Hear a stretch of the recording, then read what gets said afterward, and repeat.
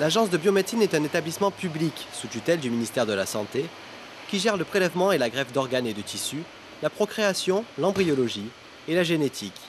Elle veille au respect de la sécurité et de la qualité des prélèvements et des greffes, de l'éthique et de la transparence des protocoles de travail.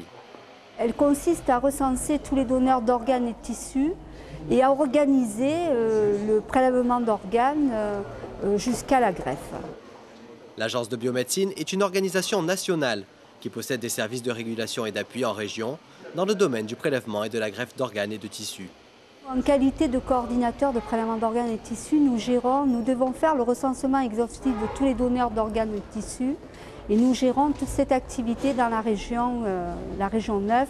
C'est une région qui part de Nice à Bordeaux et nous gérons l'activité sur la région PACA.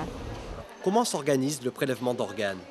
Ça consiste, dans un premier temps, on travaille en regard des lois de bioéthique du 6 juillet 2004 et nous sommes chargés, en collaboration avec le médecin réanimateur qui est en charge le donneur, de demander à la famille si la personne était opposée au don d'organes ou de tissus. Donc nous recueillons le témoignage de la famille. En fait, ce n'est pas le témoignage de la famille qu'on demande, c'est le témoignage du défunt qu'on est obligé de demander auprès de la famille.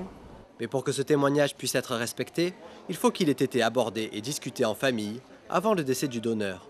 Cette discussion permet d'éviter à la famille une souffrance supplémentaire lors de la demande des médecins quant aux éventuels prélèvements. C'est aussi dans ce but que l'agence agit sur le terrain. Nous avons aussi un rôle d'information et de sensibilisation dans le cadre donc de notre fonction. C'est aussi d'informer les personnels médicaux et paramédicaux et de délivrer les cartes de donneur à la demande et d'informer aussi le public. Même si le taux de refus diminue légèrement, le nombre d'organes prélevés ne suffit pas à satisfaire la demande et trop de patients voient leur état se dégrader sans qu'ils puissent bénéficier d'une greffe. Le don d'organes est avant tout un don de vie. Je pourrais même dire que c'est un acte de civisme. Donner ses organes après sa mort, c'est quand même un grand acte de générosité et de solidarité humaine parce qu'on peut sauver des vies immédiatement et je crois que personne n'est contre le fait de sauver une vie. Après, il peut y avoir des assouplissements par rapport à la religion ou à d'autres critères. Donc il est important que l'on soit pour ou contre, de prendre position. C'est le message que je peux faire passer aujourd'hui. Prenez position. Que vous soyez pour ou contre, le plus important c'est de le dire pour pas que les proches au moment du deuil, au moment où ils sont qui vivent une situation assez dramatique, ce n'est pas à eux de prendre cette décision. Il faut que le défunt ait pu en parler avant. Le don d'organes est une des formes les plus éloquentes de fraternité humaine.